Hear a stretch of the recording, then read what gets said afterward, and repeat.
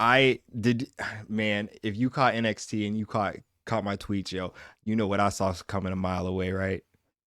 Man, you saw that coming a mile away. As you said, man, we have Finn Balor pull up to NXT, as did Seth Rollins. Yeah, man, you saw that like a mile away, like 5 miles away. How could we not see it? How could we not see it, yo? I saw that, and you know what else I see right now? What's that? Yo, I see the start of this show, bro. Yo, we got to start the show. Here, here we go. Here we go.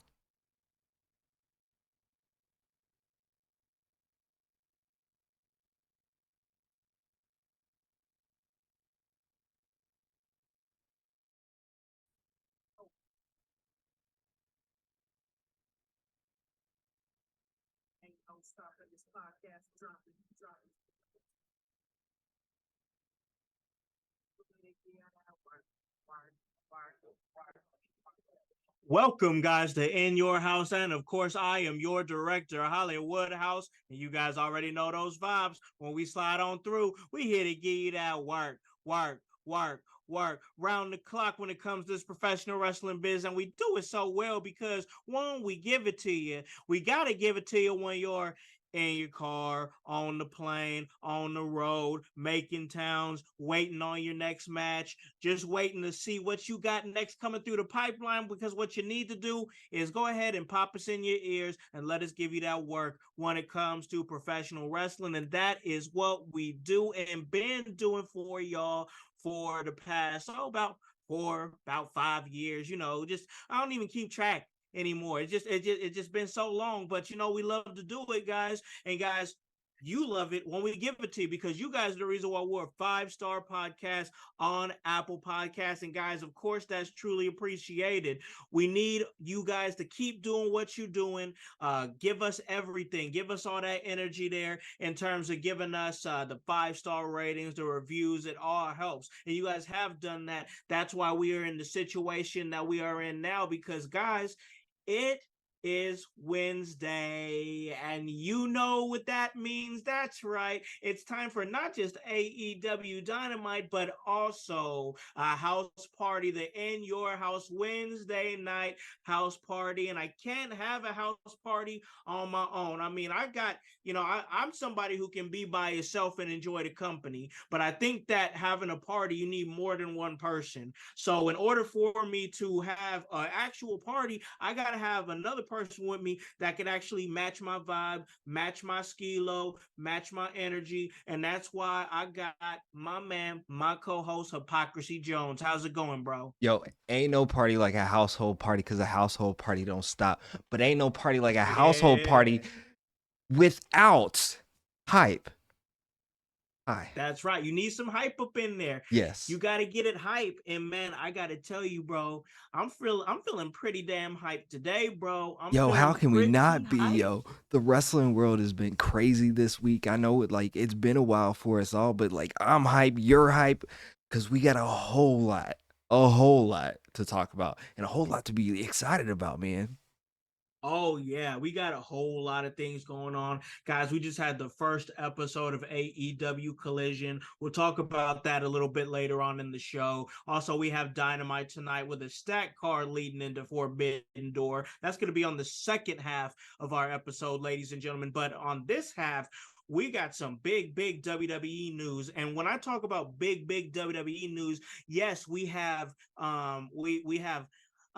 Money in the Bank right around the corner over there at the O2 in England, and that is great. That's going to be a great event, July Yeah, 1st. that's I good. can't wait for that. Big. Yeah, yeah, really good. Um, but there was a big win for our local listeners here at In Your House. If you guys are here in the Indiana area, you might have heard the news. If you're a wrestling fan, you're in the Indiana area, boom. How could you have not heard the news that hype, we're getting a little PLE action over here in Indiana, bro? Yes, we are. Yes, we are. As the man Sean Rossap kind of broke the news on Twitter, as well as Paul Heyman breaking the news on the Pat McAfee show that Fastlane is coming to Indiana October 7th. And I know we throw around this word a lot because it's kind of like my name, but I am hyped for this, bro. I'm hyped. I know. I'm Yes. going. You going? Yo, we Yup. going. Like we gonna have a household party right in our own household backyard, bro.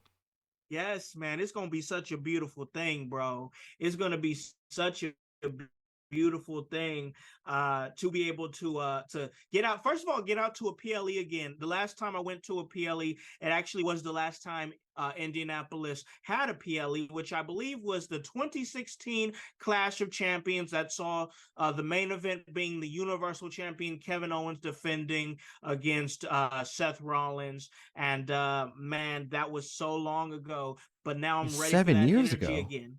It was 7 years Woo! ago, man. I know, I know. So we getting a PLE again. Energy is gonna be big. Don't know what the card is gonna be, but I gotta be honest with you.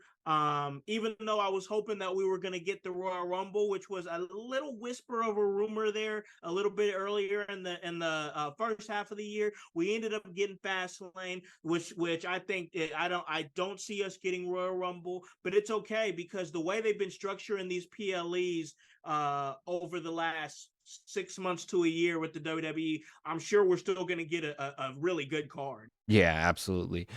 Um, excuse me there. There was actual news this week with actually the announcements of PLDs. As we've been seeing, they've been making these announcements pretty closer to the time, right?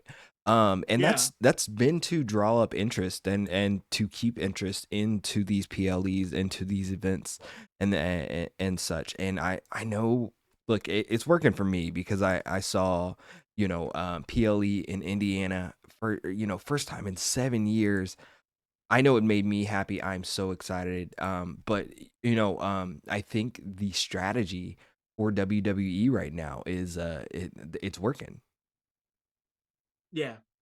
Yeah, I definitely think that they're moving and that they're just cruising, bro. That's what we're seeing right now with the WWE. This is what a promotion looks like when everything's pretty well clicking and you're kind of cruising through your maybe not as heavy half of the year. You know what I'm saying? Things after WrestleMania start to slow down up until things start to spark up a little bit around Money in the Bank and SummerSlam time, and then it's like then we got Survivor Series, and that's all right.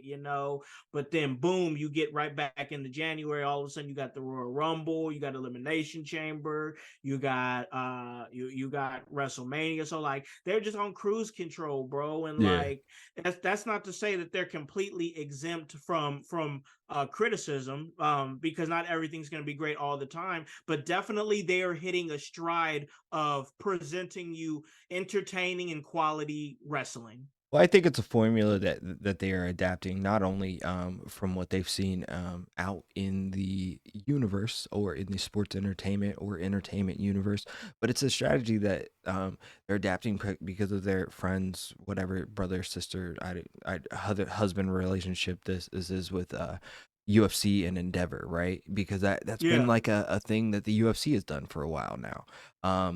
With you don't have cards announced like 6 months in advance.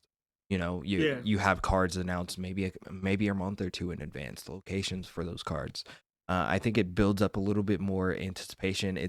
It's a more hey, I got to get this now sort of feel. So like yeah. I dig it.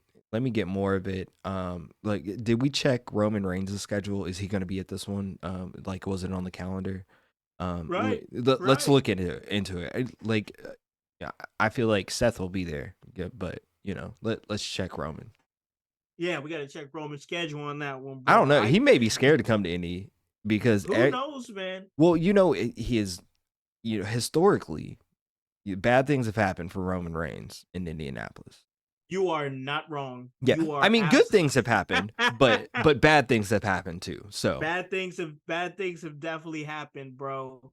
So I got to tell you, once again, I was really hoping for the Royal Rumble, but considering Indy and Indiana's racing history, I think Fastlane is kind of a proper pay-per-view to come here to Indianapolis. That just feels right to me. Yeah, just make it a staple thing, you know, Yeah, that, Fastlane and Indy, or, or every year. every year, every year. Just give us a thing. I'm down with it. This one's going to be a gang bridge, which I'm excited about. But you know, the idea or possibility of hosting one at a Lucas Oil, would be absolutely magnificent. I'm just saying, Yeah, no, I big agree. scale show, big arena feel. I know the people of the Midwest could fill up, Lucas Oil, and I don't know, just ideal for the future. But I'm happy to get what we got right now, right? Okay, no, no, I agree with you. Okay, so let me ask you while we're on this subject. Um, what WWE event, not WrestleMania, do you think could fill up Lucas Oil? Um, Not WrestleMania. Definitely a Royal Rumble. Royal Rumble and Indy Yes. would be great. Um, Yes. I not WrestleMania is hard because having we do have history with WrestleMania in Indiana. Yes, we do. WrestleMania 8 was in Indianapolis. And we got great matches out of that. That was when Bret Hart fought Roddy Piper. Just a historic match for the Intercontinental Championship. So like, look, I'm gonna be selfish. I want WrestleMania here, and we should be able to host it Me at too. some point. But if it can't get a WrestleMania, a Royal Rumble, also I think a Survivor Series would be a good show here. And Something that we could absolutely fill Lucas Oil with, if I'm Well, we advocating. have well, we have history with Survivor Series. I Yeah. mean, I know I've been to the last two that were here. So I've been to two Survivor Series. And yeah, we definitely have history there. We definitely have the debut of the Shield that happened there, Yes. and that was in Indianapolis. We got history. The first time we saw Roman Reigns was in Indianapolis as a part of the Shield. First time we saw Seth Rollins. First time we saw Dean Ambrose, now Moxley. Generational talent. I mean, came and debuted here in the Indiana area. So most definitely something like that. I'd love to see it, but definitely a Royal Rumble. I like I said, I haven't been to one, and I really wanted to go to one, but I'm definitely going to go to this fast lane. And like I said, give it to us every year. It makes Yeah. sense. The name makes sense for the Indiana culture, and it's something that could be ours, that we can call our own, or we can expect to do. So most definitely, Fastlane is going to be fun. It's going to be something cool to be a part of, cool to see, and see how what what's gonna be the vibrations of the WWE at that time. We're in June right now. At that time, we're gonna be moving into the October month, so we'll be moving into the fall. What's the movement gonna be at the WWE at that time? It's Yeah. gonna be interesting to see. But I'm definitely gonna keep in tune and see what the temperature is on WWE as we get closer to that time, because it could produce a really great show. Yeah, that'll be a very interesting time. Hopefully, it's not the sleeper time in WWE, which hopefully they're all guns a going, because honestly, every pay per view this year has, unless you're sad about WrestleMania and the ending, has been an absolute banger. Yeah, So they WWE has been killing these premium live events, and we got Money in the Bank coming up, and then we have SummerSlam shortly after that, and I think for one of these summer PLEs, we are going to do our own live watch along, right? So, yes, um, yes. we were looking at Money in the Bank, but I don't know if SummerSlam might be a little bit more doable for us. SummerSlam could be a good one. Yeah, yeah. So like I, household, keep track of that, or keep a listen for that. And we'll give you that work, as long as we can. Absolutely, because that's what we do. We're here to give y'all that work. We're here to give y'all that energy, and that's exactly what we're gonna get at Money in the Bank. Hey, But before we get to Money in the Bank, we got to lead up there, man. We got to yeah, lead up to Money in the Bank. So we had Monday Night Raw. yes. Yes, we did have Monday Night Raw, and it was a really it was a Monday Night Raw that started off very very strong. Saw Seth Rollins open up for his World Heavyweight Championship challenge, and then Finn Balor said, "Nah, Stopped and it. stopped Stopped it. it. He said, "Nah, ain't nobody getting no title opportunity but me." Man, I gotta tell you, bro. I had heard that that was actually a Vince rewrite. So this is one of those things where if that is true and that was a last minute Vince rewrite and he probably did remotely, if we're being honest, I'm like, dang, he actually got one right in my eyes because I like the aggression. I'm liking this Finn Balor, and I like the fact that he kind of just, shat on the open challenge. Yeah, yeah, yeah. As he should, man. So should nobody get no challenge above him or before him. I'm honestly Yep. surprised that not to jump ahead too much, but I'm honestly surprised that we didn't see him earlier, on Tuesday night, to stop Braun Breaker's opportunity. But I don't know. I'm telling you, man, Finn Finn is on Seth's head, bro. He's on Yes, his head hard. I, Like I, I I gotta tell yeah. you, like seeing this aggression from Finn, and it seems like every night, bro is just irritated. Like he's irritated every single time I see him, and it's like, all right, this is all right. Now we're starting to see some character development with Finn because he got a bitter side. He's pissed off about that injury. Well, as he should, man. So much was taken from him. He is royalty. He is the prince. Like as he should. He should have a Kevin Owens sized chip on his shoulder, or at least equal to that of Kevin Owens, right? Like because they are both running around there mad as hell in Yeah, WWE right now, and I'm loving every bit of it. Like I don't really know why Kevin's mad, but I do know why Finn's mad. It's because every opportunity seemed to be taken away from him, or it wasn't his time. So he needs to take this now, right? That shouldn't nobody come before him. man, I'm telling you, nobody can come before him.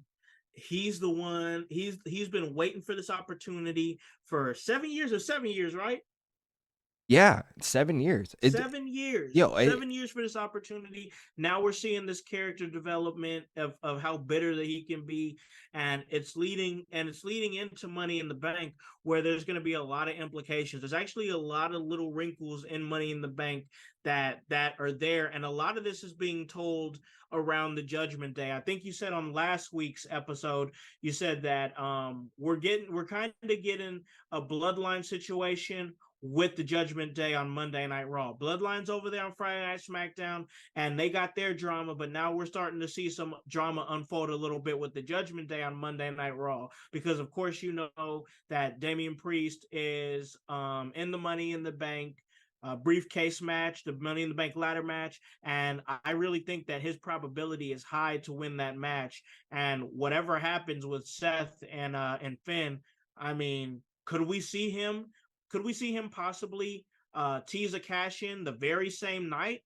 I oh don't know. There's a lot of moving parts. yeah, there's so many moving parts to that, and there's also the added wrinkle is WWE officially announced that there were a rule change in the Money in the Bank briefcase that you can challenge for any title, specifically including the Intercontinental and the United States Championship, as we saw that in years past through Austin Yeah. Theory and things like that. That WWE made it an official stipulation this year, so it is very interesting, what route they will go with the Money in the Bank winner. Um, whether that is Damian Priest, yes, he has a very very high percentage chance, at least in my eyes, to win that. But man, you can't look over the man L.A. Knight, right? Yeah. Yeah. You see what I did there? Nice drop, bro. Um, so like, and then of course on Monday night we saw the Raw debut of Logan Paul, and it was Ohio's very own Logan Paul, as he declared himself somehow for the Money in the Bank ladder match. Yes, man. So Logan Paul, I kept when I heard the news, that he was going to be on Monday Night Raw. I had already kind of assumed that he was going to be inserted into the Money in the Bank briefcase match. And I assumed that because it's like, why would he come back the week before the event, or about 2 weeks before the event and not after? Like, I would feel like that if they had him come after Money in the Bank, that or the Monday Night Raw after Money in the Bank, he'd be setting whatever his intentions are towards SummerSlam. But now we know what his intentions are, and his intentions are to come in, win the Money in the Bank briefcase, and fast track himself to whatever title he wants in the company. Yes. And is I mean, there's people that's gonna say, "Man, just give it to him, like let him do it," just because the views that he might generate. Well, he's gonna generate views, but I still think he could generate views without a title at this point. And I mean, here's the thing: I like the chance that he could win the briefcase, but I don't think he's gonna actually win the briefcase. So, like, I know I tweeted out on Monday, like, I really think Logan Paul is gonna win, and like, I think this is the WWE move. Although my heart wants LA Knight. LA Bottom Knight, oh yeah, LA Knight all the way. I don't care about anybody else. Look, we're being real. Butch doesn't have or a chance in hell in this match. I don't think And he's there yet, yeah, bro. and Santos Escobar has a slightly more chance than that. But he's not there yet, But he's bro. not there yet. And in all honesty, Ricochet might have less of a chance than Santos Escobar. And then Shinsuke, he's in there, but he's not winning this. It's not his time for this. No. You have two real choices, but three people in there that they're probably gonna that are our realities, and that's LA Knight, Damian Priest, and then Logan Paul of all people. So I'll give you that. Yep. I looking at this realistically and a little logically, man, a smart move would be put that on Logan Paul. Now, because that's a It's business, generating the views. Yep. it's a It's it's a a business thing. business move. Now, better push for an individual superstar. Yeah, it'd be a great opportunity to put this on LA Knight because it would give him a push. But what are we really pushing? Are we Right. is he going up against Roman Reigns? Is he gonna cash in and win that Universal Championship? Probably not. I don't think he's the guy. If I'm being real, I don't think he's the guy for that. He has more of an opportunity to dethrone Seth or Yes. Finn. Yeah. Um, if we're looking that route, right? Yep. But I don't know. I don't think they're gonna hot potato that title that much like that to throw him in the mix in there. Now you can throw Damian Priest in the mix in that, especially in that World Heavyweight Championship picture. Again with that Universal Championship picture, I don't think he would be going for that, right? Um, No. Realistically, but but you do have a story in the World Heavyweight Championship picture if and only if Finn Balor is to win this World Heavyweight Championship at Money in the Bank. So that leaves me with Logan Paul, right? He's the only guy that has a story with both current champions. He has Yep. history. He has Yep. uh, a legitimate history that he can tease for possibly the next year if they are to both hold on to their respective titles. Yep. He can be that kind of, annoying little voice in the back of both of their heads at the same time, and that ideal looks very interesting. Now maybe I'm a mark, but like I really am thinking about the business of this. Think about Logan Paul holding onto that briefcase for the next year, or or about the next year. The the looks he will generate, the things that he can do with it. Um, Very, very interesting. And the times that he could pop up because he's one of those superstars that we don't know when he's going to pop up, which generally Yep. announced maybe the week before as a surprise. But like he's that kind of guy, he just may pop up and then that's it. It's the mystique with him, bro. Like really, Yes. it's the mystique with him because he doesn't show up every single week. I think you have more moving parts with Logan Paul than you do with anyone else. And I think, you know, we're not saying that WWE doesn't book ahead of things. But we are saying that sometimes they don't plan things all the way ahead.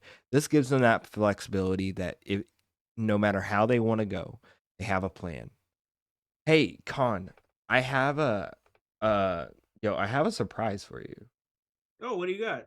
So I got a big guest for us, right? And he said he would come on, but he can't talk to me. He's only wanting to talk to you, but he wants to give the household the Dynamite preview for tonight. Okay, okay, So I gotta go. I gotta go do a thing. If you'll talk to him, okay? okay. All right, cool. Hey guys, it's Tony Khan. My name's Tony Khan. I'm so amped up. Look, I don't even have time to be doing this Dynamite preview right now because Dynamite has already started. But look, I gotta tell you guys out there in the household. Look, tonight we're gonna have Jeff Jarrett versus Mark Briscoe in a concession stand brawl. We're gonna have the AEW International Champion Orange Cassidy and ROH Pure Champion Shibata take on the World Television Champion Zack Sabre Jr. and Daniel Garcia. It's going to be really fun, guys. We have AEW TBS champion Chris Statlander in action versus Taya Valkyrie. We're going to hear from Adam Cole. We're going to see the Hardys versus the Guns. It's going to be a great show, guys. Come on and watch. Keep watching the household, though. Stay on the household. In your house. Yeah. I don't know. Was that weird, man? Tony Khan just came on in your house and promoted the show. I mean, that's good for us, bro. I told you I had a special guest for us. So, wow. Yeah. So Tony Khan just coming announcing the yeah. So show. Well, since we gave him a spot on the show, the least you can do is give us a free copy of Fight Forever. Like, come on, sheesh. Yeah, exactly. Look, I'll pull my strings. Look, I had my people talk to some people, and then we got this. Cool. He seemed a little amped up. I'm not 100% sure that was the real Tony Khan, but we'll take him. We will. It might have been the real Tony Khan. It sounded like him. He had a lot of energy. He's an energetic guy. Yeah. So with that being said, guys, definitely AEW. We got it on. And so as we do every week, we're gonna spill a little bit over into AEW, but we still got some Monday Night Raw to talk about. So when things happen, when it gets heavy on Wednesday Night Dynamite, we're gonna talk about that. But right now, we got to talk about some things that's going on over on WWE. And man, one thing that we got a chance to see was a return, and that was the return of Tommaso Ciampa. Oh, a big return. I know a lot of people were probably expecting a Johnny Gargano sighting in this, and there's been a lot of internet speculation as to why Johnny Gargano was not at Raw, seeing as in his hometown. But instead we had Tommaso Ciampa, which I think was absolutely great. Right, he took on the Miz. The Miz had a Cincinnati Open challenge because he was his opportunity to take on Seth Rollins in the Open Challenge was taken away from him from Finn Balor. So he had his own Open Challenge of his own, and lo and behold, Tommaso Ciampa came back, and he was in very, very, normal Tommaso Ciampa form. So yeah, rare form, good yeah, energy. yeah. Hopefully, this maybe kind of like buttons up some ties. Maybe Miz won't want no more of Tommaso, so that we can get a little DIY reunion here soon. But yeah, man, I kind of liked I it. definitely would like to see that. I would definitely like to see DIY on Monday Night Raw. That would be great. And it gives them both something to do right off rip.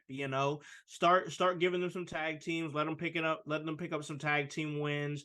I mean, I don't think that it's going to be a situation where Johnny's going to be away from his clique, because I don't think we've seen the last of the way. You know what I'm saying? Like I still think we're gonna see Candice. I still think we're gonna see Dexter Loomis. I still think we're gonna see Indy Hartwell. But you're gonna have Tommaso Ciampa in the mix there with this ragtag bunch, and I think it's just gonna make for good TV once they get it jump started and going. Yeah, I think so too.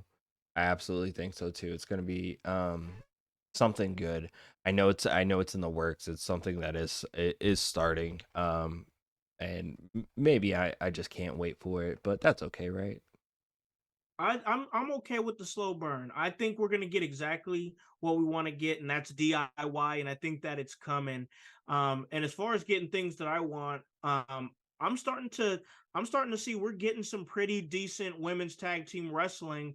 It's not something that I want to graze over, and No. that's always a good thing. And that's Chelsea Green, who I'm a fan of. Chelsea Green, the complaint department. Her and Sonya Deville went up against Katana Chance and Caden Carter, and I'm a big fan of these two and their cohesiveness as a tag team. This is exactly the spark that being Chance and Carter. That's exactly the spark that the women's tag team division needs. Yeah, I think you're absolutely right there.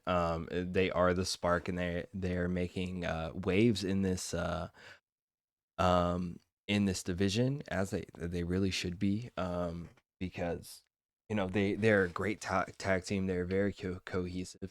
They are an NXT product that became a tag team in NXT, and they're showing that the women's division is very, very strong there. And I love the opportunities that they're getting. I want to see them go against Ronda Rousey and Shayna Baszler, opportunities in that, and it just shows how strong, as you were saying, the women's tag division is right now. It's beginning to build, and we really love to see it. This is exactly what Sasha Banks and Naomi got pissed off for in the first place. They just wanted it to be presented in a better light, not just fumbling around. What do we have the titles for? What are we fighting for? And now it seems like, hey, I'm gonna like to see Chance and Carter's slow ascension back up the ranks. They already lost in their debut match Yeah, to they lost to Shayna Shayna Baszler. and Yeah, Ronda, they right? lost to Shayna, but now this is an opportunity for a redemption story. Build them back up, give them some quality tag team wins against other tag teams, and just let the cream rise to the top with Chance and Carter, because they're literally the most cohesive tag team in the women's division. And when you guys are that on sync with each other as a tag team on a division that needs people like you badly, like Yeah. you're just gonna rise to the top, and that's what I expect to see with Chance and Carter. Yeah, and that's something that you have to push. It's like lightning in a bottle. You take that opportunity, take that, use that. Um, and hopefully I I have faith in Triple H, especially in his booking of the women's division. Um, and that's just because of his history, right? He's done Yes. well with it and everything. So I have the most faith that he has an idea and he knows where he wants to take this. I gotta tell you, Hype, I agree with you, brother. I really do. I really think that we're gonna see something special with those two in time. As we're continuing to see something special, I believe, with the Alpha Academy, specifically Gable, and just what he's doing in such a short amount of time. I think that's something that we've touched on before, is how Chad Gable is getting over, but now he's getting Maxine over too. And I got to tell you, the slow progression of Maxine, they really have something with her, as the Viking Raiders defeated Alpha Academy. But um, for me, for me specifically, um, it's the fact that we're seeing something special with Gable. We're starting to see his personality shine through. We know how great of a wrestler he is. I mean, the guy, oh my gosh, the guy is above he's to me, he's an above average wrestler. Yeah. Honestly. He's an above average wrestler. that we were just looking for something to make him click, and I think something's clicking with him, and now he's just things are working out really well for Gable as far as his character. I think. What do you think about it? Yo, I love Gable and I love the spot that he's in. Now in our group chat we had a little discussion about Gable because I feel like um I feel like he's in a spot where he's probably gonna stay for a while. He could be Oh yeah. do something better, but he's definitely not in a spot where they're gonna utilize him to chase championships like that. I don't think he's not the guy that's going to dethrone Gunther anytime soon, right? No, And that's no. just because of the spot that he's in. But man, you are right. He is one of the most phenomenal wrestlers right now in WWE because he is so technically sound. Oh Um God. Yeah. Absolutely technically sound. Um and then his character development has improved so much. And this is a guy Yes. who was in Alpha Academy and did absolutely great in Alpha Academy from NXT. You know, with him and Oh, American Jason Alpha. or American Alpha. Yeah, I'm sorry, American Yes. Alpha. Yes. Um like and we saw bits of his character work there, right? And it's Oh yeah. only progressed from there. So he's always a guy that I've watched. I don't know what's gonna take him to the mountaintop, right? Like I don't know what's gonna put him over the edge. And I feel like it's gonna be something. It needs to be something more than they just start taking him a little bit more serious. Um, but I love Gable. Love Gable. I do. I really do. I'm not saying that he needs to be a WWE champion. I'm not saying he needs to be a Universal champion. Because the reality of it all, hype is not everybody can be world champion. You just Exactly. can. It Yes. not. But there's definitely something in him where we can give him like maybe make him a very relevant tag team wrestler, which he has become in the past. Maybe give him a couple more tag team title reigns, or if you wanna put him in a U.S. title hunt at some point, or maybe put him in that Intercontinental title hunt after you decide to end Gunther's historic reign, whenever that may be. So I'm talking down the line. I'm not talking tomorrow, next week, next month, or anything like that. But somewhere down the line, you never really know as far as how you're going to develop as a wrestler. But what I'm saying is, right now, I'm a big fan of what Gable's doing right now, and I'm just enjoying the ride because you're putting out a really good body of work right now. Yeah, you were right. He is sorry if I went too deep into the future and things like that, but he is really killing it right now. The things that he's doing with Maxine and making her and building her into Yeah, somebody that maybe we'll all get behind in the future. yeah. I don't know about her full wrestling ability right now, but it definitely Mm-hmm. does look like she looks pretty crisp in the things that she is doing, right? So,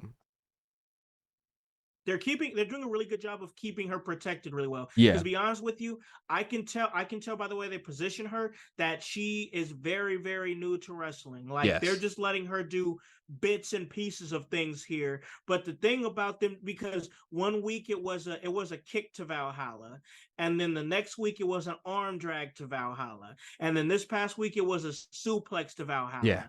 Valhalla, and it's all little simple moves that's getting over with the crowd. And it's like if they can get her over just off of a suplex, they can really build her and kind of like build her as she goes. Like people are gonna like as she learns to do things and learns how to do them crisp and gets to do them in front of an audience, people are gonna pop because she's gonna start doing things that they didn't expect her to do, and that's gonna really put a different vibe on Maxine. Like you said, it's gonna make people get behind her. Yeah. Hey, not to break away from our Raw discussion, but you know we are following Dynamite right now, and CM Punk has Yes. debuted Oh, in Dynamite. On Dynamite, he joined he wearing a FT. Downhausen shirt. Yeah, he is wearing a Danhausen shirt. Very nice, very evil. He ran in to make a save after a very chaotic tag team kind of an implosion as the Hardys and the Guns were in battle. Bullet Club Gold joined in kind of to help the Hardys out. Um, and chaos ensued. The FTR came out, and then also, as you see, if you're watching along, CM Punk came out as well. So, uh, very very chaotic way to start off Dynamite, and the rumors were not right. Collision is apparently not the CM Punk show. Or maybe it is the CM Punk show. We're just gonna see this fool Wednesday nights every now and again. I But Yeah. but who really knows? I'm surprised to see him here too. Well, Yeah. I'm not super surprised to see him here tonight because we heard rumors that he was there. Well, I it's saw this on town. Twitter that he was in the building. Yeah. Um, I'm okay. So let's see what happens as the night progresses. We got on AEW. It's a big week leading into Forbidden Door, which is one of their biggest shows of the year for very good reason because you're going to see some top notch, top quality wrestling between some of America's finest, some of New Japan's finest, and that's going to be so great. Forbidden Door is definitely one of those shows that you should look forward to every year if you're a hardcore wrestling fan, and we're definitely going to talk about that. But Yeah. getting back to WWE and Monday Night Raw, we had Trish Stratus who qualified for the Money in the Bank ladder match, and we talked about this hype. Yeah. We talked about this, how interesting it would be for Trish Stratus to be involved in her first ever Money in the Bank ladder match, and now we're going to see it. It's what we got coming down the pipeline. So I got to ask you here now that Trish is in the mix by defeating Raquel Rodriguez by disqualification because the actions of Becky Lynch. What do you think? How what are the chances you see in Trish Stratus winning this thing? We got a lot of storylines going into this women's Money in the Bank ladder match. So this is a very very deep storyline for one Becky Lynch, right? If we have to say, she doesn't like anyone in Damage Control, and we have Io and Bailey, correct, qualified for the Money in the Bank ladder match. Um, and then we also have Zoe Starks and Trish Stratus who have qualified, right, for this Money in the Bank ladder match. And things are looking really interesting in the world of if you are one Becky Lynch, right? Because you don't got no friends in this match. I No. don't even think Zelina Vega likes you, to be honest. Um, and that may be the one opportunity for an ally. Um, but things are looking very interesting. And not to call myself hypodomist or anything like that. I did call this a couple weeks back. I said, man, I think Trish is about to qualify for this match. She's going to be one of the last spots in there. Um, and this is going to be a real uphill battle for one Becky Lynch. Um, I love the dynamic of Trish. I don't know if she's winning. It's hard to have friends in a match like this, and Oh um yeah. you know even though Zoe's talking about some thank you Trish, that does not mean she won't take her opportunity and say thank you Zoe, uh Yep. you know um in the moment. So what kind of dynamics will that entail? What will that have? Anything like that. So But also the element of Io Sky and Bailey and what's going on with them. The relationship that they're starting to forge out. There seems to be a little bit of discord amongst those two, and that rift that's beginning to open up between those two can only widen and gappen more with a Money in the Bank briefcase contract on the line here. well, yeah, we've seen very clear that Io has her eyes set to the top. As we saw at Backlash, she is really, really, putting herself in the position to win some gold. And then Bailey, you can't forget Bailey because Bailey, one of the best women's champions in WWE, has you know although that is her friend, Io, part of her the same group and everything like that. The dynamic there is very unclear as to who's helping who's really got who's back, because I don't know. Yeah, Bailey is Bailey, and she has Karen esque um, tendencies sometimes. She gonna do what she do, bro. Yeah, yeah, she gonna do what She she do. gonna she But gonna do what she do. That's Bailey's vibe all the time. And I got to absolutely. tell you, both these Money in the Bank matches just have a lot on the line here. Not just the Money in the Bank briefcase, but you got friendships, you got stablemates, you got hated rivals. There's a lot mixed into this Money in the Bank ladder match, and I got to tell you, this year has opportunity to be pretty special. I mean, you still have Bloodline Civil War that's going to be Yeah. going down. You still got Cody that's going to be going up against Dominic Mysterio. There's a lot of great things going on this show alone. And man, I got to tell you, it's going to be interesting to see what happens with that Bloodline Civil War. Yeah, it's gonna be absolutely epic, man. This is like it's not the culmination. This is not the end, right? But man, this may be the end. Everything that's going on with Jimmy J, Solo, and Roman himself, and can't forget Paul Heyman in the mix there. Always doing something, weaving something together, making some sort of Yes. call. Yep. But man, tell me a story that's better right now in wrestling. I'll Man, wait. it's gotten so good that people's hating on it now. You know how it is when things get so good that people just got to find fault in it, but that's what we got Twitter for. Yeah, But I be I got to muting tell those you, man, people it's out, great. bro. I don't be paying attention to all these haters because this is the best story in wrestling in the last I don't even know. I It's don't been a want it to while. stop. It's great. I It's great. I don't want it to stop. And if I can critique one thing, this J turn kind of happened a little quick. It was a little sudden. I wasn't expecting it last week on Friday Night SmackDown. I wasn't expecting Yeah. him to finally give Roman the kick. I thought he was still gonna wait out a little bit longer, but man, I love what we are getting here. And live in London, we're gonna get the Bloodline Civil War as Solo Sikoa and Roman Reigns take on Jimmy and Jay Uso, right? So Yes. I I don't know. So what is really, really, really on the line right here, right now? Where do we go after this? I don't know where you go after this, but as far as what's on the line, I don't really think anything's on the line. I just think it's four Well, it's Samoan big bodies that just need to family pride, scrap. right?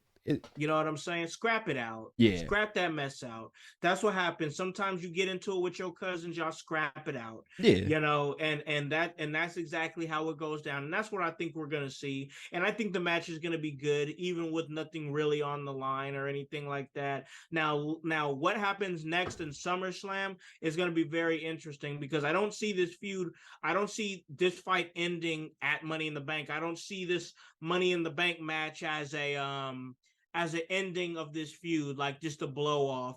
So it's going to be interesting to see what happens going into Money in the Bank. Could we possibly see Jay Uso versus Roman Reigns for the Universal Championship? Is that something we can see? Who knows? Because that's that, and like in the shadows, in the depths, that's what some people are calling for. Some people are saying they want Jay to take it off of him because of the character development that's been going on between the two for the last 3 years. I don't not think that wrong. he's going to be the guy. I don't think that he's going to be the guy, but I definitely think that another shot at the title could be in his future. Yeah, I don't think that he's going to be the guy, but give me Jimmy or I'm sorry, Jay and Roman, part two. Give me Yeah, part two, because I don't think part one was so good, but give me part two because I think it'd be that much better. yeah, I agree. I definitely think there's something there as far as the matches that they're gonna have, and family just do it better. Yeah, They do it better, and it whatever they do, whatever it leads to, it's gonna be great, man. But we wanna move a little bit into what's going on with Kevin Owens and Sami Zayn and Cody Rhodes. Cody Rhodes got challenged by the Judgment Day very earlier in the show for a 6-man tag. He picked Kevin Owens and Sami Zayn, and we ended up having this main event, and they ended up defeating the Judgment Day. in the main event. What was you thinking about this match, bro? I mean, I was mad Cody didn't pick Zawa. He offered. He, Should have picked him, bro. I mean, I I get that, you know, you got the tag team chance in your back pocket, but Zawa's right there, man. I He, know he he got stepped so much up. fight in him, and he's a guy that is 100%. You know how I know he's 100%? He's never How's on the that? show. He definitely he hanging out at catering, bro. They Yeah, got him hanging out at catering. yeah. But he was ready for that little segment right there. Always stay ready. But on this night, it would not be him. It would be the undisputed tag team champions. And I got to tell you, man, Dominic Mysterio still. I mean, I know we've said it on this show before. He's still the most over heel. That cat can't get a word in edgewise. No, no. Bro, people don't even have to like he he just opens his mouth and it just boo Yep. just all over the place, bro. They Like be all over him, bro. he's the hottest heel in the game right now though. I can't wait. I cannot wait until Cody Rhodes loses to the hottest heel in the game, by the way. Like I'm so looking forward to this. Oh, is that what we see coming? Is that what we see coming? Cody Rhodes taking that L to Dom Mysterio? Well, I mean, Dominic Mysterio is the best wrestler alive, dead, and for ever. He, Best luchador, best wrestler, best everything. yeah, I'm pretty sure Bret Hart can't say the best there ever is, was, or would be anymore because he met Dominic Mysterio. Dom's here, bro. Yeah, Dom's here to take your cookies. You know what I'm saying? He's taking everything. Dom is here, and I'm loving seeing this character development of from him, man. And we talk a little bit about character development. We talked Monday Night Raw. Now we talk character development. We talk about somebody whose character it seems to not be developing before we go to break and talk a little AEW. And man, I don't know. I know we talked a little bit about it as far as NXT goes. We talked a little bit about that early on with Finn and everything. But let's switch gears real quick, very quickly to NXT, and something interesting happened that is kind of people. It's got people talking. I mean, it's definitely got people talking. Vince Russo was talking about it. Mickey James was talking about it. The wrestling world's talking about it. I know. And that's the fact. And that's the I fact that Dana Brooke, man. Oh man, I thought you were talking about Raw Underground coming back to NXT. I'm like I don't know, but yeah, we can talk about Dana Brooke or something, right? Because she came out, she got injured, and then the fans gave her the old na na na na na na na na Hey, hey hey, hey hey hey, goodbye, goodbye. and she didn't take Yeah. too kindly to that, right? Well, she was working babyface, bro. I'm I'm you know I don't know. I don't know. She took the Twitter, man. She took the Twitter, and like I said, it was talked about a lot by many different personalities. And that once again, like Vince Russo and Mickey James, they talked a little bit about it, and she tweeted out, "All right, I get it. Y'all think I suck? Thumbs up, got it, noted, awesome." And it's like, man, that that really got to her, bro. That really got to her. Yeah, I think her feelings were a little hurt, bro. I think her feelings got a little hurt. And, Dana Brooke be out here trying. She be out here doing her best. She even was trying to get in cozy with Dave Batista at one time, and like you know, nothing's biting. Nothing's biting, man. It Like ain't hidden. It's m- just not hidden. maybe she a little frustrated, but like Dana Brooke is such a good hand, right? And maybe that's She's solid. yeah. Like I don't feel like that's a backhanded compliment. She's not it. And I don't know why she's not it because she has it, but she's not it, right? Yeah, man. And um a lot of people will say it's the way she's been presented. A lot of people will say she's just not that talented in the ring, and it's a lot of different things. But like for me, and we talked a little bit about this before we went on the air, and I harken back to that Mandy Rose push in NXT. And they were trying to figure out what to do with Mandy Rose before when she was on Raw, when she was on SmackDown. Of course, she was paired up with Sonya Deville for a while, and then they tried to send her off on her own, and she just wasn't hitting like that. Like Mandy Rose definitely had, that sex appeal. She got a great look, good looking woman, and in shape and whatnot. So definitely something that they want to push, but that just wasn't really working with Mandy Rose on her own. So they took her down to NXT and rebooted her into this mean girl with their own group of other mean girls with Toxic Attraction. And that's when she really started to hit. That's when she started winning NXT Championship Gold. That's when she was getting long title reigns. That's when she was being looked at as like, okay, now we can't wait to see this incarnation of Mandy Rose come up to the main roster, because this Mandy Rose feels like a top star. It seems like there should have been opportunities there for Dana Brooke to maybe be rebooted as somebody who can be looked at in that light and protected in the way Mandy Rose was with the stable, and just get her heel energy up there, bro, and let people know like, hey, I'm not gonna be your punching bag anymore. And I think Paragon said it best on Twitter, and he was like, hey, these boos here, this is your villain origin story right here. Right here, right now is her chance to be like, man, fuck y'all. You know what I'm saying? Like big time. You dig what I'm saying, bro? I absolutely dig what you're saying. I don't understand why this didn't happen a long time ago, though. I feel like here's the thing with Dana Brooke. I feel like she's gone away, come back, gone away, come back, gone away, come back a lot. And it's not that like, she's been injured or anything like that. She's just gone away, come back, but she's always the same. Yeah. Yep. There Every single time. every single time. And what do you expect us to grasp onto? Especially if you don't add anything more. Look, I- Dana Brooke is great. I think she is great in ring. That gymnastics presence that she gives and brings to the ring. Her technical talent is very strong. She's not. I don't think she's a person that is out there on botchmania all the time or anything like that. Her shit is pretty crisp. Um, Well, you said it's like you said, she's a good hand. Yeah, she's an absolutely good hand. She's just been that though.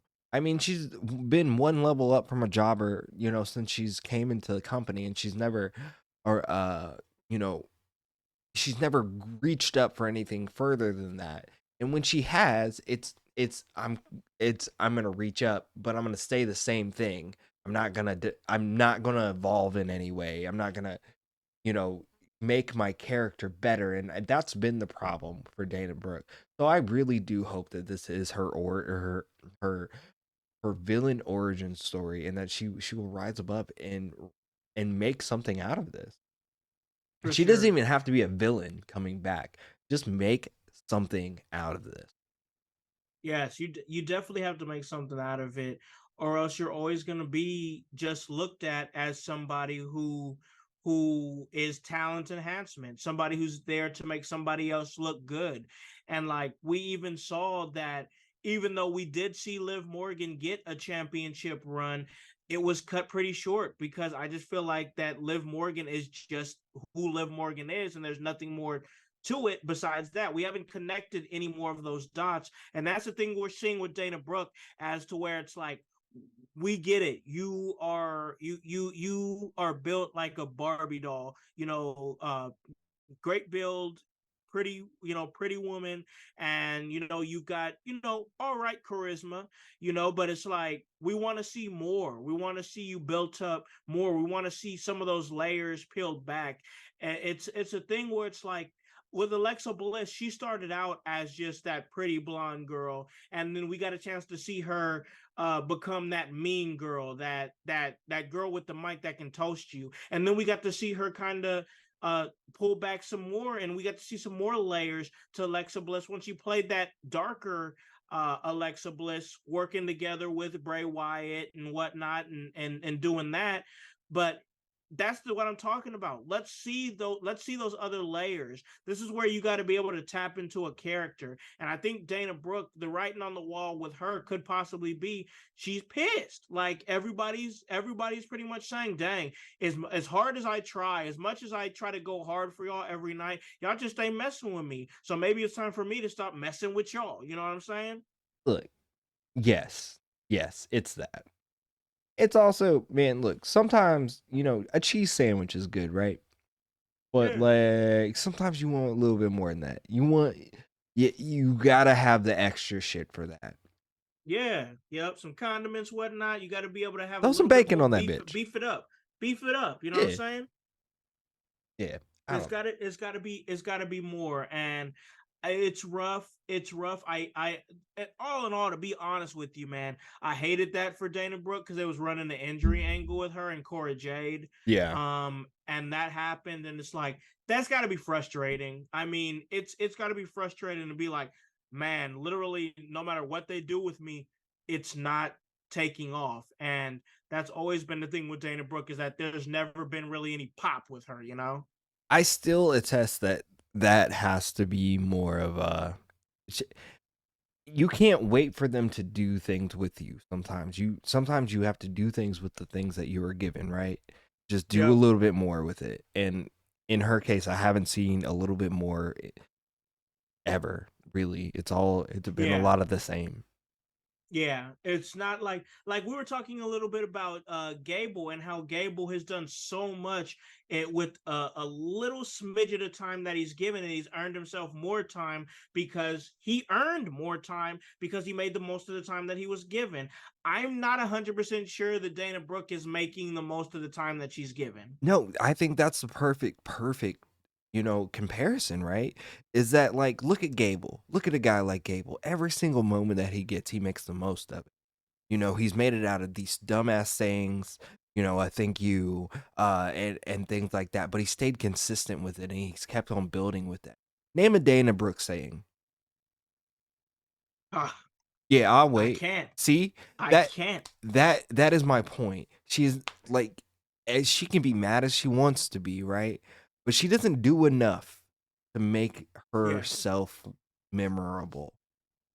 Yeah. And I hope that she takes whatever, even if it's the injury angle. I hope she takes whatever time she needs to make herself memorable. This is a perfect time. Come back with an impact. Oh, they don't like me. Oh, you don't like me. I'll show you why you don't really like me, right? I'm gonna give you a real reason not to like me. Exactly. Exactly. Exactly. And I think that's gotta be the energy. All in all, man, I don't ever wish for no wrestler to fail unless they a complete asshole. And I don't feel like that Dana Brooke is a complete asshole. I just feel like she's somebody who needs to honestly do more. Like you're getting rebooted so many times, given all these different opportunities, and sometimes you just got to speak. You got to Yeah. get creative, and that's the thing. I think that she is a good ambassador for the company. She's a pretty blonde woman or whatever. I think she got to get in her bag. I think she got to put a little bit more thought into who Dana Brooke is, because as long as she's middling, as long as she's okay with just being, mediocre, she's always going to be mediocre. And if you allow yourself to stay that way, you can't get mad at anybody else except for yourself. Yeah, it's that part, man. Are you striving to be better or are you just striving to be middling? Yep. I And I that's the question right there. yeah, I ain't trying to be mid, bro. No, man, I'm not trying to be mid either. And hey, man, speaking of mid here, I wanna talk about a show this past weekend that I think was above mid in my honest opinion, and that's AEW Collision. And we got another show that's for sure gonna be above mid this weekend when we have Forbidden Door. I think it's time to talk a little bit of AEW. But before we do that, bro, you know what time it is, man. It's time to pay those bills. Oh yeah, we got to pay some bills, yeah, we got to pay them early. We got some late fees on some stuff, so like we got to catch that up, right? Oh yeah, we got to get it caught up. So we're gonna go ahead and do that, pay those bills, get us all caught up and everything. And when we do come back, we're gonna talk the premiere of AEW Collision. We're going to talk AEW Dynamite as it's happening right now on live here. We're going to talk about Forbidden Door. We're going to talk Fight Forever. Heavy on the AEW talk, and that is when we come back. Hey guys, it's your boy the Director, Howse of In Your House, and I'm here to let you know about a small business that produces beard products and also supports small stage, independent professional wrestling stars. It's called Ring Master Beard Company. Try one of their several scents, beard oils, balms, or mustache wax, and keep your beard looking and feeling sweet. Purchase your favorite wrestlers or personalities' personalized scent, and they receive a portion of each sale. And with that being said, don't forget to pick up a bottle of the Director in Alakan House Special. Your boy, a blend of eucalyptus, mint, and tea tree oil. Have your beard feeling fresh, have your beard feeling smooth, just like your boy, the Director. Follow Ringmaster Beard Company on Twitter and Instagram at Ringmaster Beard, or on their Facebook page, and that is Ringmaster Beard Company. Check it out. Get your beard cream. Hit your beard with that. Because sometimes being a master in the ring means mastering your beard.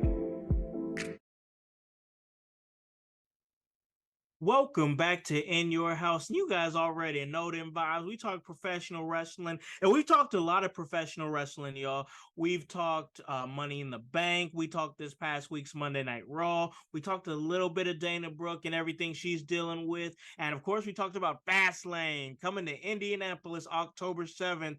And of course, Team IYH is going to be in the building. And we got a lot of more things to talk about because AEW has been putting on some great shows, and that's not going to be ending anytime soon because we still have Forbidden Door this weekend, and we're going to talk about that. But before we do, I got to make sure that I do my due diligence, and of course, that is thank you guys.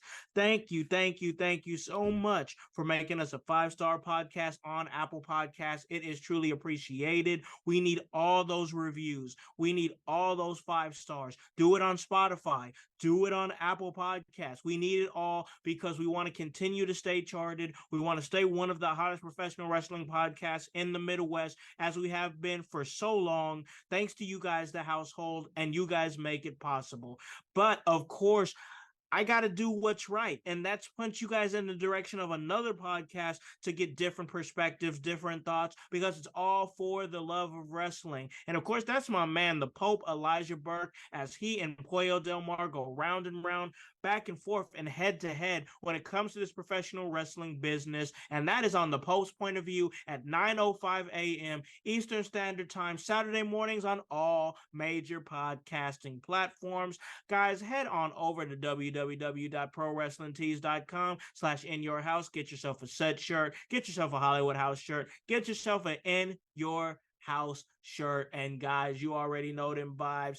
Let us know. If you get a shirt, hit us up. We'll throw you on our page. We got a whole lot of followers. It got crazy. What is so 32,000, 36, 40, who knows? Who even knows at this point? Because it keeps growing and it keeps showing that In Your House is the hottest in the Midwest, bro. And now we got to show why we're the hottest in the Midwest, because we got to talk some AEW, and we're going to jump right into that, man. We had Collision this past week. Once again, we got Dynamite right now, and it's just a lot to start, a lot to talk about as far as AEW. Where do you want to start at, bro? Yo, I think we should definitely start off with this Collision, because I think that, you touched on this, the household out there, the 37,000 strong household following that we have on Facebook. Many. I think a lot of them really enjoyed Collision, thought it was a really good show, and that's CM Punk aside, right? So I think we got to touch on that. And then we got to touch on the man, right? The man that made the show, the man that, calling himself One Bill Phil, then we got to talk a little bit about that and everything else to go along with it. Absolutely, man.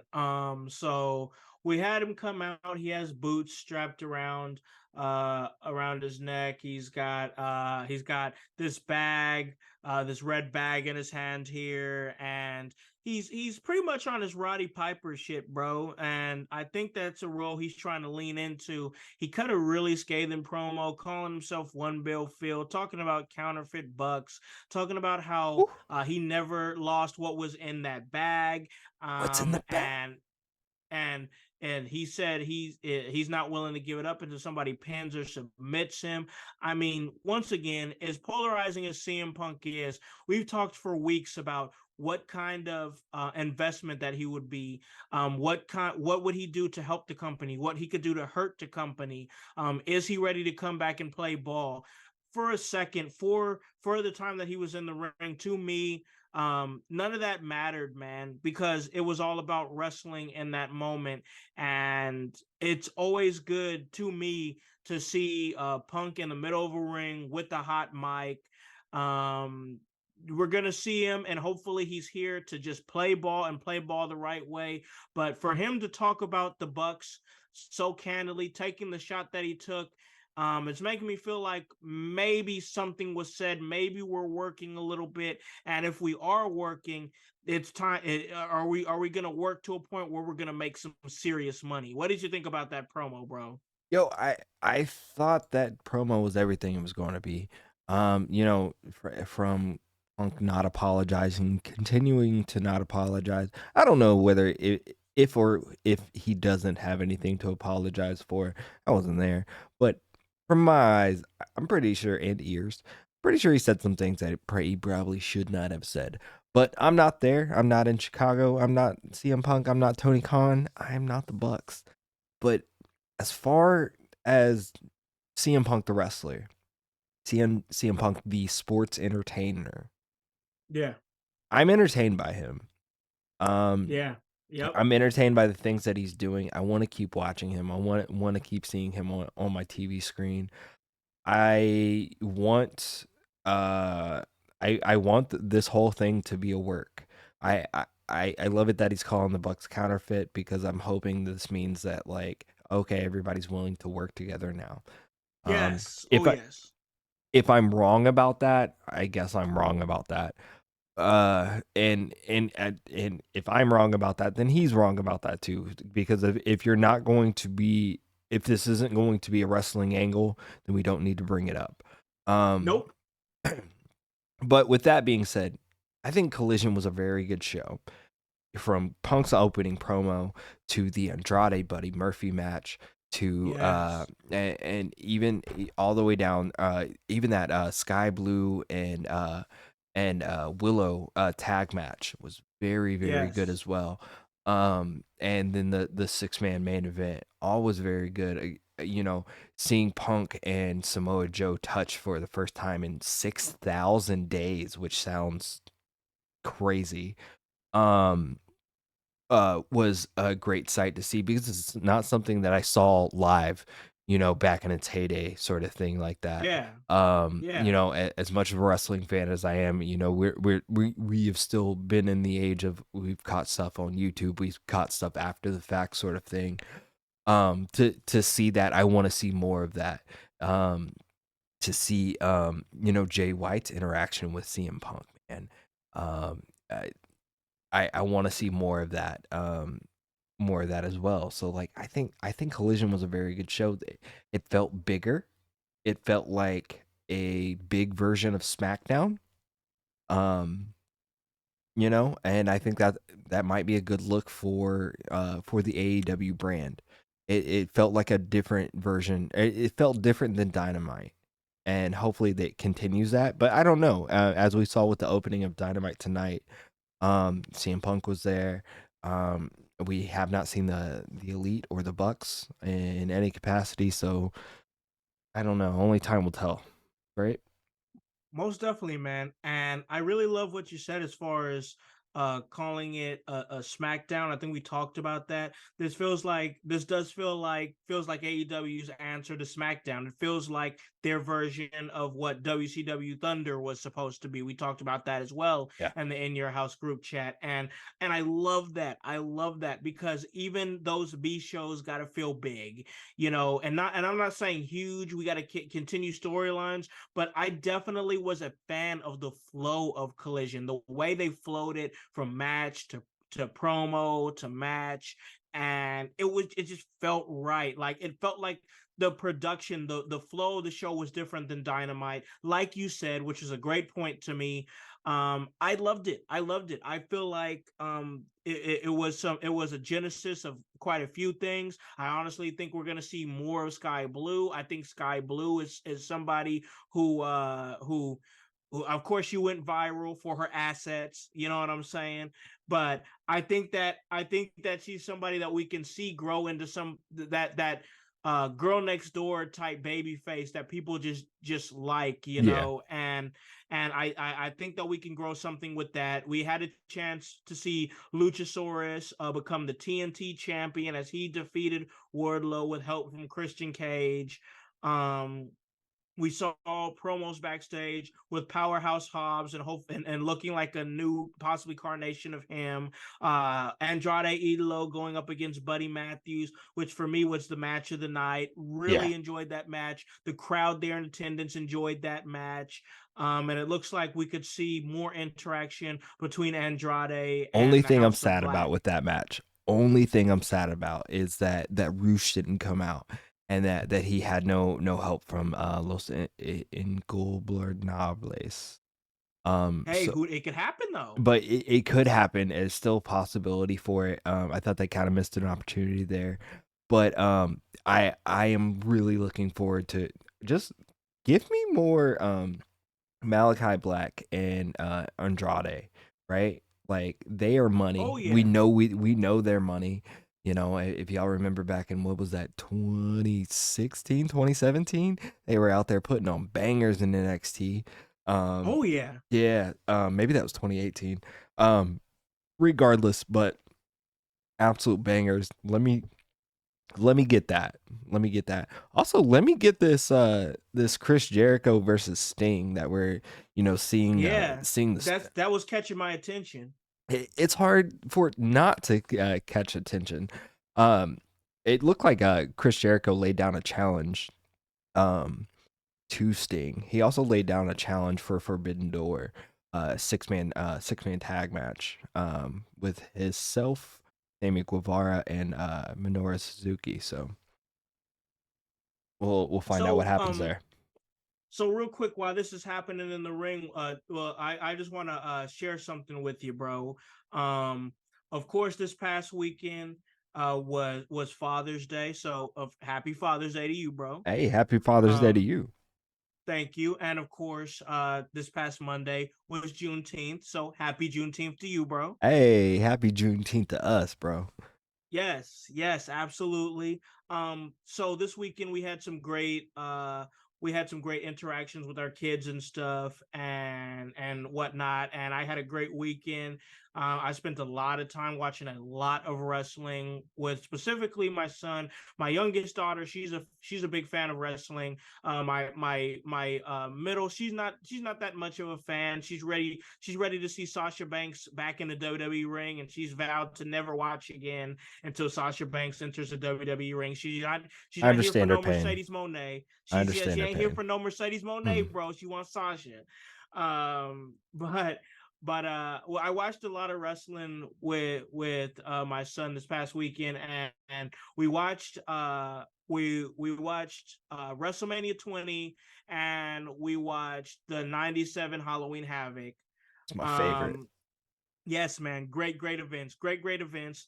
But as we were watching them in chronological order, we watched 97 WCW first, and then we watched WrestleMania 20. And we both noticed, man, we was like, Chris Jericho was involved in both of these eras of professional wrestling. Yeah. He's still there. And now here he is, here on my TV, still there. And I just think it just made me just want to stop and think for a second. Yeah, I know that Jericho has become such a polarizing guy with some of his beliefs and maybe some of his wife's beliefs and whatever, but my God, his dedication to this is insane. I mean, for him to span across that many generations, and even my son noticed, he's like, dang, Chris Jericho is here too. I'm like, Yeah. yeah, bro, it's everywhere, Well, you know?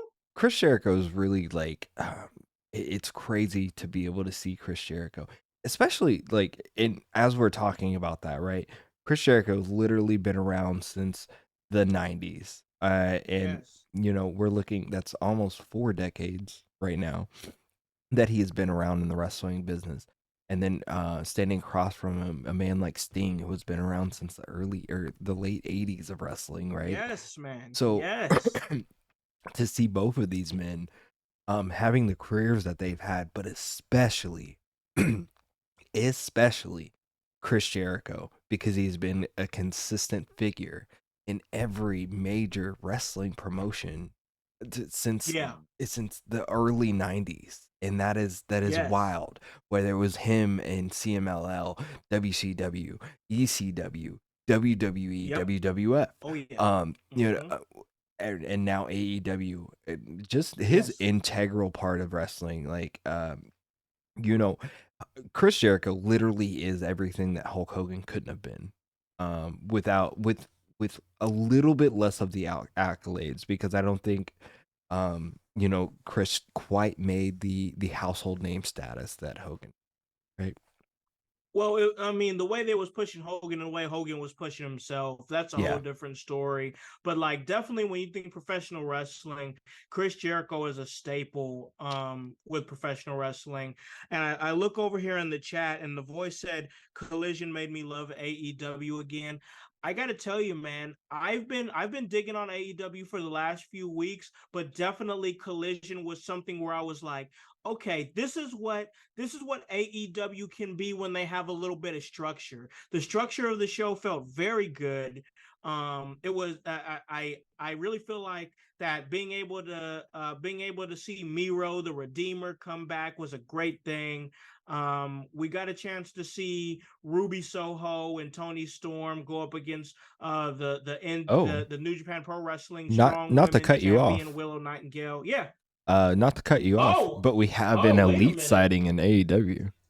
Oh, okay. Uh-oh. Whoa, whoa, whoa. Hold on. We off rails now, y'all.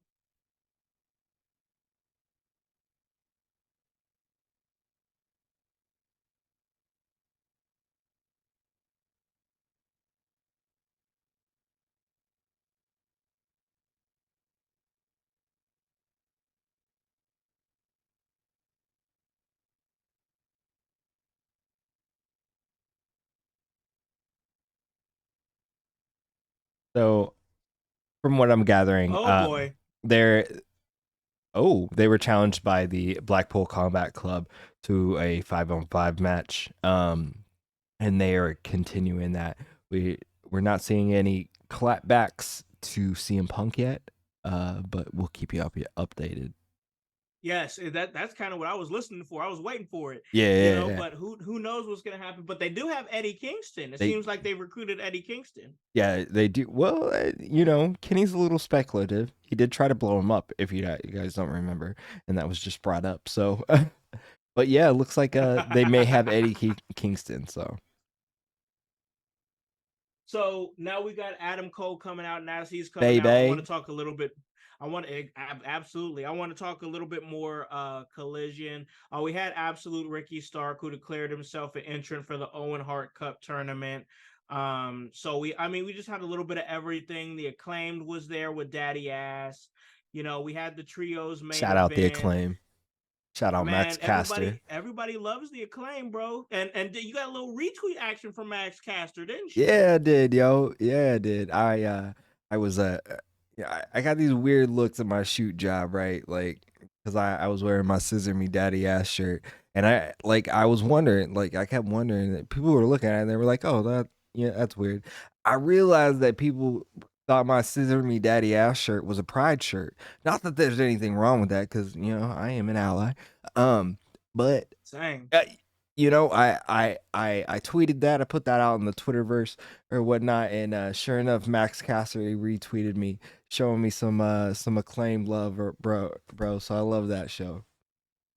Hey, there we go. There we Yeah, go. Showing some love over there to yeah, the acclaim, showing some love to my co-host over here on Twitter. We appreciate y'all, no doubt.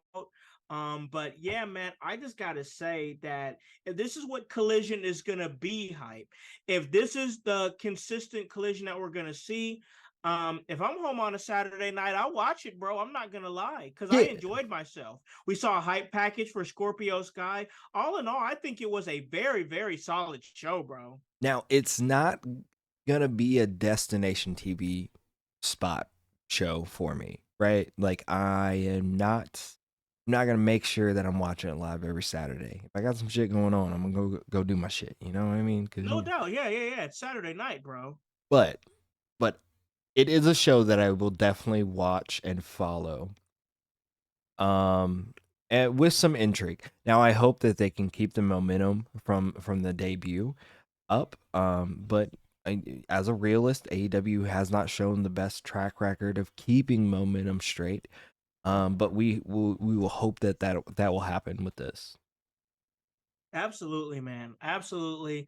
I think they got something good coming, and they got something really great coming with Forbidden Door that's going to be coming up. Forbidden Door is going to be this coming Sunday, man. As once again we have Dynamite in the background here, but we got some great matches that are set up for Forbidden Door, bro. And I know it's something that I don't want to miss. I know it's something that you don't want to miss just because of the weight that comes with this show, man. Yeah. Are you excited for this big Forbidden Door show, bro? Yeah, I really am excited for Forbidden Door because it's a huge opportunity. This is a better Forbidden Door, I think, already on paper than last year's Forbidden Door. And last year's Forbidden Door was probably the sleeper show of the year, right?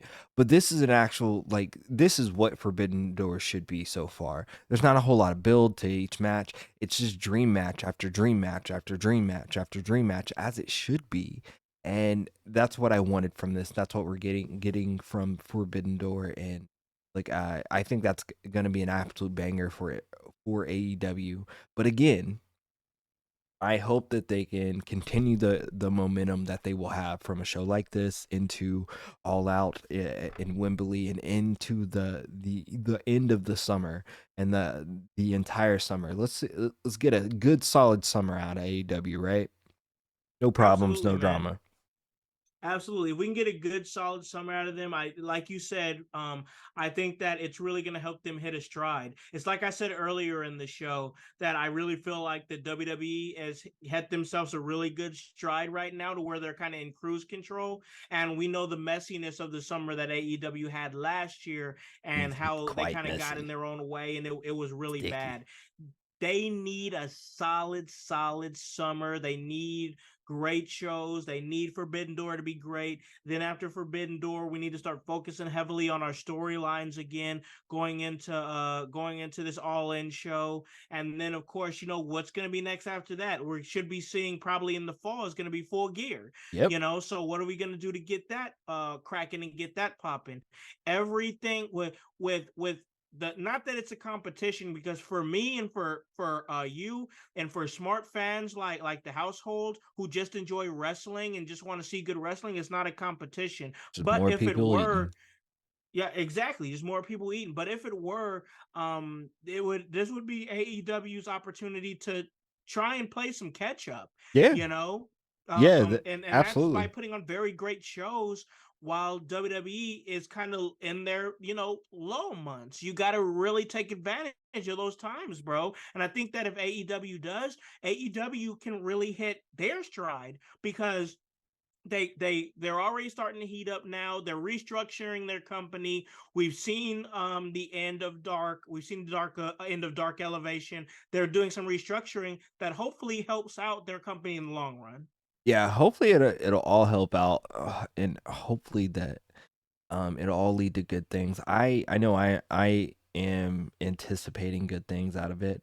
But, kind of like as we talked about with the start of this show, WWE is doing things towards that to um they announced Fastlane right here in Indiana, but for me, I mentioned I worry that that's going to be a lull time for WWE and their kind of Yeah, storyline. Like kind of anticipating who's actually going to be at this show. Will yeah, Roman be there, sort of thing. And like you said, I think that's a really good opportunity for AEW to really, really take the ball and start running, right? Um, um, build on what you've already built on that is good, and keep it that way and keep going from there, because I don't know, the way the wrestling space is right now. It's so wide open. It's so wide open. it is. It really is. And it feels like it's wide open because, once again, because WWE has hit that stride, but now AEW has an opportunity to really hit that stride. And I got to tell you, man, as I shift gears a little bit, we're going to stay with AEW, but part of that stride, man, is the excitement of this video game, the excitement of Fight Forever. And I think that with kids, with young wrestling fans, I know I personally hype have talked to a lot of wrestlers on this very podcast that have told me their love of wrestling started with the wrestling video games. I think that was it wasn't the same for me. I discovered wrestling and then the wrestling video game afterward, but I can definitely get that, man. But I think the wrestling video game gave me a deeper love for wrestling and appreciation for it. So like you, man, I'm looking forward to this game. I think it's going to be a whole lot of fun, and it's going to be a different look than we've got from, wrestling empires or video games here in the past Yeah. recent future, or time, whatever. So let me so specifically my son. I'm speaking to my son who's very much over these past few months has really leaned into becoming just this huge wrestling fan, bro. Like when he was young, I was taking him to shows and stuff, but he was still under the assumption that wrestling was real. Yeah. So as he got a little bit older, he found out that wrestling was not real and it took him out of it. He was like, "Ah, I thought it was real. Now it's not real." So he's out of it. But recently, in like the last year, he started appreciating wrestling for what it is. So now he's come back to it. And one thing about him is because all he ever really watched was WWE, he's a WWE loyalist. Right. But now he's starting to become more of an AEW fan. He's starting to see the MJFs. He's seeing the Adam Coles who've shifted over from WWE over to AEW. And he's starting to get a lot of excitement for AEW. I really think, as watching some of these young wrestling fans come up, that if AEW has a really great effort in Fight Forever, it could tip the scale on some fans, bro. I think it really could. Yeah, I think you're right, and it'll be interesting, at least stat to maybe look at to see if the numbers from the video game kind of drive up the watching numbers or the viewers Yeah, numbers at home. That'll be something that we'll definitely have to look into in the future. I think we should. I think we should, bro. Really, I really think we should. Definitely, we'll keep an eye on that. But man, I gotta tell you, um, with Forbidden Door coming up, dog, there's just so much exciting matches. You know, Okada and Danielson just really just jumps off the top of my head. I mean, it's obviously one of the bigger matches there, man. But we still have some other great matches to look forward to as we have Forbidden Door. One match that there was a possibility that we could have saw, but from everything that I'm hearing now is we're not going to see it, and that's Kenta versus CM Punk. And I'm like, man, that was really a match that I kind of really would have liked to see happen on this show, bro. Yeah, absolutely, absolutely. I think you're very right with that. Sorry, I got a little lost in what was going on live on Dynamite. It looks like I we are definitely going to see MJF and Tanahashi on Sunday, with some Adam Cole action inside, or thrown in the mix in there. So that's a very interesting dynamic. there. And but as you were talking about, I'm sorry. Whoa. I'm sorry, bro. I'm sorry, bro. Are you seeing this women's tournament? Billy Stark is going to be involved in the Owen Hart women's tournament. Oh, shout out Billy Stark, yo. Oh my gosh. Yo, we love some Billy Stark, yo. Maybe she can win it. Like that would be so sweet for her. Yo, that girl deserves it. I mean, Oh my gosh. she she already deserves a push. I know she ain't been in the company but a minute, but man, like she has a the whole Midwest on her side. If you part of Yes, the household, man. I know you got her back right there. This is incredible, bro. That Owen Hart tournament looks great. AEW, I once again, I gotta stay at an even kill here, but I gotta tell you, AEW really is hitting a stride, bro. Absolutely, absolutely. So now We we got got Orange Cassidy coming out Orange to the ring. Cassidy coming in, the greatest international champion in the company's history. There's only been like two champions, but yeah, That's no, why I I see can what you're say saying. that. Yeah, That's why I can say you're that. not wrong. Facts are facts. He's going to team up with Shibata, the ROH Pure champion. And they are going to take on Daniel Garcia and Zack Saber Jr., which is going to be something, right? And Oh my New gosh. Japan or NJPW Television champion Zack Saber Jr.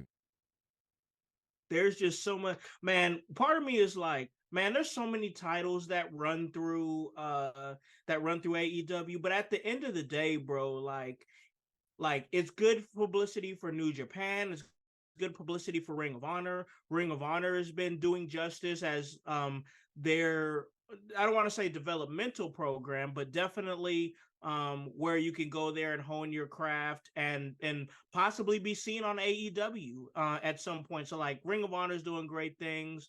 I gotta say that the structure of the company and the direction that it's going in is really going in a great direction. Which match for Forbidden Door are you really looking forward to, man? Are you really ready to see happen in front of your eyes? Oh man, I it's hard not to just want to see that Daniel Bryan and Okada match, and that be the your favorite match of the night. But I know Osprey and Kenny Omega is going to be very good. I know I the whatever happens in this MJF Tanahashi match is going to be something we've never seen before. I can guarantee it in some capacity. So I'm just looking forward to this whole card, to be honest. Man, I'm not. Yeah, I don't disagree, bro. I mean, It's it's gonna dream be match after great. dream match after dream match. Like I said earlier, it's like this is what Forbidden Door should be. There's not a whole lot of build to any matches. That you don't need a whole lot of storylines or anything like that. Just give dream matches. Well, we now know that CM Punk is going to go up against Satoshi Kojima in the men's Owen Hart Cup tournament first round matchup at Forbidden Door. So we are going to see CM Punk in a match. We're going to see Sonata and Jungle Boy Jack Perry with Hook. And that's going to be for the IWGP World Heavyweight Championship. Tanahashi and MJF for the AEW World Heavyweight Championship. I mean, this show is really turning out to be a great show. Of course, Kenny Omega and Will Ospreay. I mean, they're it's a good looking show, bro. I got to tell you, across the board, dog. It absolutely is, and I can't wait to review it. In the next few weeks or so. So it's gonna be a good one. Absolutely, bro. Absolutely. Once again, AEW's hitting the stride. Collision, I believe Collision was a good show. Dynamite, so far from what I'm seeing, I'm not hating it. No, We got Collision this Saturday. I guess we still got Rampage on Friday nights. I don't know how long that's gonna be lasting. I, I don't know if you Um, know this. We don't got to watch that because they tape during Dynamite, so we can just watch spoilers. It'll be all right. We won't miss nothing. Oh man, I know. I could not get into Rampage at all. There wasn't anything keeping me. But if I'm at home on a Saturday night, I'll put on Collision. Yeah, I don't see why not. If I'm at home, why not? yeah. But then, of course, we got Forbidden Door. We got the release of Fight Forever next week, which I'm very excited for. We'll talk a little bit about that real quick before we ride off into the sunset here. I There's screenshots there of their barbed wire explosives match where you get an actual Yeah. explosion and then you get a little blip of their botch from what was that? Was that last year, a couple years ago Yeah. during that explosions match? And I just think that's It's a good little a good Easter little egg, poke at yo. themselves. Yeah, Yeah. it's a good little poke fun at themselves. A company who knows where they've been misstepping, and they're just like, hey, we can make fun of ourselves. I'm really excited for this game, bro. It looks super fun. Yo, yeah, I'm excited for that part, and that aspect of the game does sound immensely fun. So Absolutely, man. I gotta tell you, there's a lot of good wrestling going on. And man, we gotta talk about some wrestling that's going on in our local area, man. And of course, I gotta show love to D6, who, of course, they had their In Your House show. And it was a movie. It was this past weekend, and from everything I understand, it was great. It was good. It was well received. So In Your House Volume 1 was great, and of course we're gonna have In Your House Volume 2 in August. But before we have that, we got to get to July. We definitely got to get to July, where there's a big event happening, man, over there in the D6 arena, and that is No Escape from Hell, where all matches will be contested inside of a steel cage. And man, they released some of the pictures of this structure. I gotta tell you, bro, this structure looks disgusting, man. I love it, and I just don't see anybody in the Midwest putting on a cage match and structure in that way. This is looking like it's gonna be a great show on July 15th, coming from Destination 6, bro. well, already know it is because it's Destination Six. Destination Six is a destination wrestling travel spot. Yes. Oh Yeah, yeah. let me say that again. Destination Six is a destination wrestling travel spot. You gotta go there.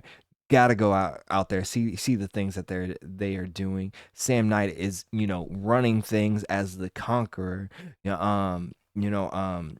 Things big things are happening.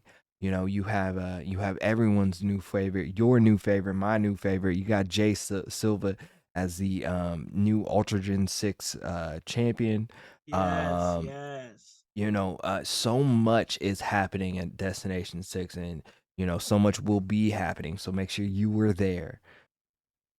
Absolutely, bro. I mean, once again, this is going to be such a great. I mean, if you guys go on the D6 social medias, go look at some of the pictures they posted of this structure. I just don't see anybody in the Midwest doing it like this. I mean, the way the structure is set up, somebody gonna get hurt. They gonna get hurt bad, bro, and it's gonna be a movie. This is looking pretty great. And guys, check out Destination 6 No Escape from Hell, July 15th. Yeah, I know for sure our main event is going to be the Conqueror Sam Knight, the greatest D6W champion in history ever, ever, and Ever. forever. And he's going to be going up against Mr. Broadway, Kendall Fire, in that cage for the D6W Championship, along with many other matches that are to be announced. I'm telling you, you don't want to miss No Escape from Hell at the D6 Arena in Macomb, Illinois on July 15th. Be there or be square, bro. What are you doing if you're not going to be at this show? Exactly. What concept? What are you doing? It's gonna be a good one, man. It's gonna be a good one. And I gotta tell you, this was a good episode. This was a great episode of In Your House. The house party was great. Always love cutting up with the household out there. We're out there on Twitch, out there on YouTube, and of course the podcast version is going to be available Thursday morning. And we really appreciate y'all coming in. But before we do this and we slide off, my man Hype, I gotta let you do your due diligence here. Let them know where they can find you at, all the projects you got going on. Hey yo, My name is Hypocrisy Jones. First and foremost, you can find me right here, like right here on In Your House. And you didn't already know that. I'm not sure how you didn't know that because I'm right here that you're listening. But I digress. Anyways, look, you can find me right here on In Your House. I'm doing my thing. We're taking a slight break from for Friday Night Hype. I'm doing my dad thing. And taking some time off to make sure that I am doing everything I can with them. So, as always, you can find me here, whether it be on In Your House with Wednesday night or Wednesday night house party or Friday night hype. But I am taking a small little break, so I'll catch y'all in about a month or so or whatnot, and I'll still be around and everything like that. Um, hit and miss, but other than that, man, you can find me on Twitter. You can find me on Facebook. I made a real simple Hypocrisy Jones. Um, so check me out there. Y'all see me. He's out here, bro, out here working and out here doing the very best that he can. Does great things here for In Your House. We truly appreciate him for everything that he does, but definitely appreciate the man that he is. So definitely, you enjoy that time, bro. You go out there with your fam, enjoy it, love it. And the podcast is still gonna be here because of course I'm gonna Stay fuel strong. it as much as I possibly can. And you do great stuff, bro. So guys, you hear that? Hype taking a little bit of a break, but when he comes back, he's gonna come back rejuvenated and strong, and we really love to hear it. Yeah. As for me, of course, you guys already know you can follow me at the Hollywood House on IG. That's Hollywood House on Twitter and on Facebook. I've been tweeting a lot more often, guys, trying to get more active in the Twitterverse. So go ahead and give me a follow once again at Hollywood House. Of course, we have the gaming channel. We still have a couple of episodes in the can. I got to get out there to y'all, but that's Playhouse Gaming. Check that out. Really appreciate the viewers that do come along and check us out. And then, of course, you can follow this great podcast, and that's at In Your House across all social media platforms. And that is HOWSE. And the W stands for work. Work. So, guys, really appreciate y'all coming through. We will be back with the episode next week. I'm going to try to hit you guys with the solo shot and get back on that. We're going to get more steady with the solo shots a little shortly after, about mid July, but I'm definitely going to get something out there for you guys. No doubt. You already know we got to give it to y'all. But, guys, until we do give it to y'all, I need y'all to do one thing for me, and that is, of course, hop on this bandwagon. Get Get on on or or get get gone gone because the household is still going mighty strong. all You day. guys have a great day and a great rest of your week. Until next time, peace. We out.